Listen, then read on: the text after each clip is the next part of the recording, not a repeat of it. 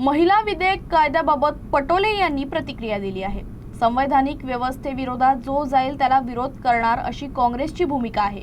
तर 2023 मध्ये बिल मंजूर करण्याची भूमिका काँग्रेसने घेतली।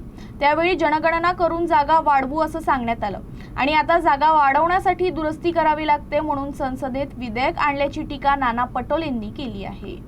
तुम्हाला मनुवाद आणायचं या देशामध्ये आणि मनुवादासाठी भाजप हा जो प्रयत्न करताय आणि आपली सत्ता काबीज ठेवण्यासाठी हा जो प्रयत्न करताय तो असंविधानिक आहे आणि म्हणून काँग्रेस कधी पण यांना मनुवाद आणू देणार नाही। बाबासाहेब आंबेडकरांनी दिलं संविधानाप्रमाणेच हा देश चालेल ही भूमिका सातत्याने काँग्रेसने मांडलेली आहे आणि म्हणून आता आपण पाहिलं असेल अमित शाह का म्हणाले की आम्ही आता घराचा सर्वे करतो आहे आणि मग आम्ही जनगणना करू। असं या देशात कधीच झालं नाही। घरामध्ये लोक राहतात, फक्त घराचं कसं तुम्ही सर्वे कराल, डबल कसं सर्वे करू शकता? इतका खोटारडापणा जो भाजपचा आहे तोच त्यांना घेऊन डुबलेला आहे आणि त्याच्यामुळे महिलांचा सन्मान यांना कधी कराय मणिपूरमध्ये ज्या पद्धतीने महिलांवर अत्याचार होते तर प्रधानमंत्री साधं बोलायला तयार नाही।